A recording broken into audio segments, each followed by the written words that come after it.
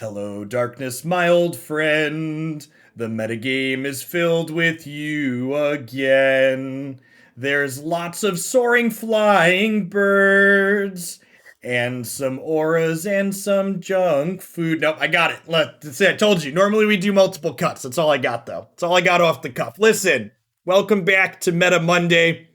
Happy Meta Monday or sad Meta Monday, depending on how you look at it. We had almost 800 matches of Historic played on MTG Melee this weekend, and I wish I could tell you that this says something that we didn't already know. I guess something that's worth noting is that, like, Jeskai Control had a bad weekend. So, like, that's a happy coincidence, I guess. At the same time, though, one of the things that MTG Data does that's nice is they grab a couple of sample lists. So, like, the Jeskai control lists, oh, they are on Brainstorm and Iteration. So something that might be worth going through and looking at is, yeah, this is a weird list. It's got 3 Niv Mizzet at the top end. I wonder if this is how they're beating. I like, so this is a sample list. I wonder if like, is Niv Mizzet with Brainstorm and Expressive Iteration the norm? I guess this is probably really good in the mirror and it's probably fine against Phoenix. So Jeskai Control versus Is It Phoenix had a good matchup against specifically Phoenix. And then Orzhov, here's the real question. Orzhov Auras dumpstering Jeskai Control. Is there a hero in that matchup or is it just both anti-heroes? Feels like it's all anti-heroes. Jund Food is popping back up right around 50%. And Jund Food is, and I've talked about this before, is a deck that I was pretty happy when it was pushed out of the metagame because the metrics that you see here are about my experience with it, which is it's 53% against auras, but like 34%, 60%, 80%. Like, it's a very polarizing archetype. Dragonstorm popping up here with 15 submissions. Let's look at a sample Dragonstorm list. What are people doing with that one? Interesting. Okay, so they're playing Bladewing the Risen as their combo piece. Yeah, it's also important to acknowledge that sample sizes as a whole, you'll note that these are in white because the sample sizes are not strong. The highlighted matches are ones with an interval as much as plus or minus 10%, which means these have confidence intervals wider than that. So, like, take these metrics with a huge grain of salt. Even these, right? These are technically plus or minus 10%.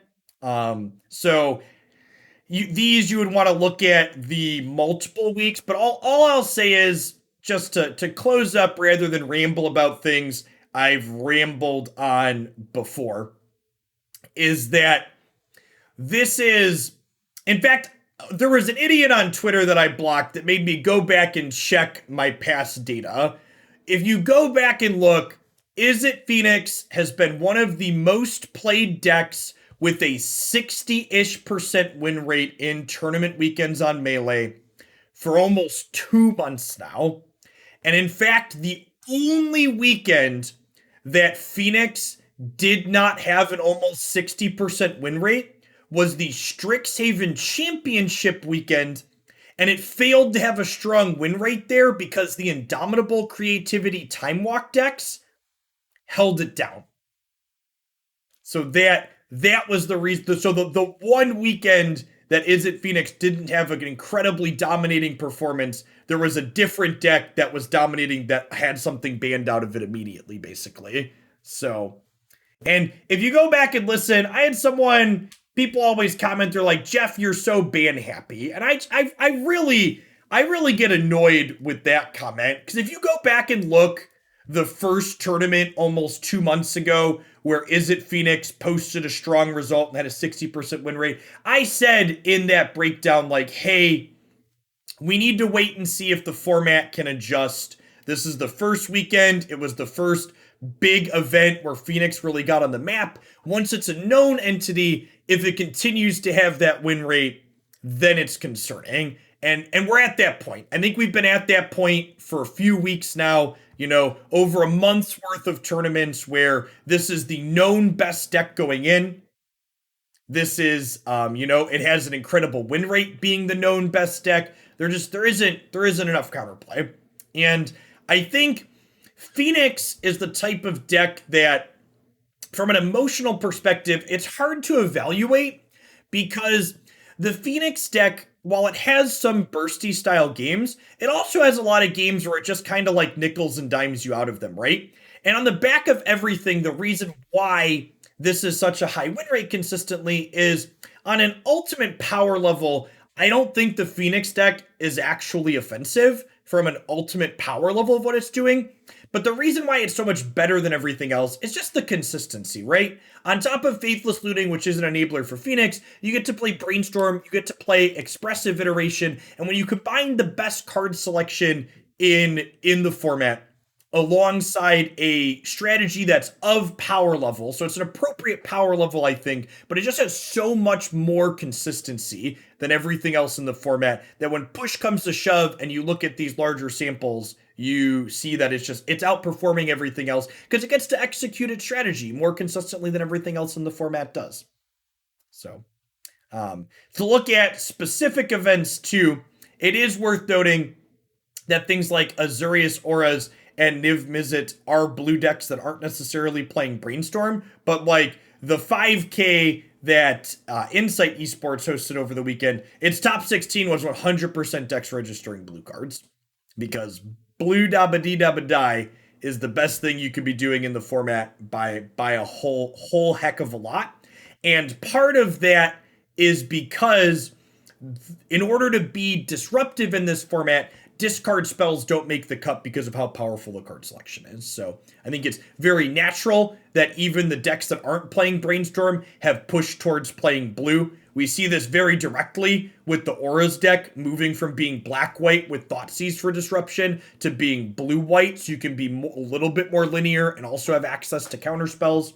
Like the Auras decks have counter spells in the sideboard, right? Yeah, we see that here. Four vetoes in the sideboard. Sometimes they play Mystic Dispute. So this is exactly what I would expect the format to push towards based on what we've seen.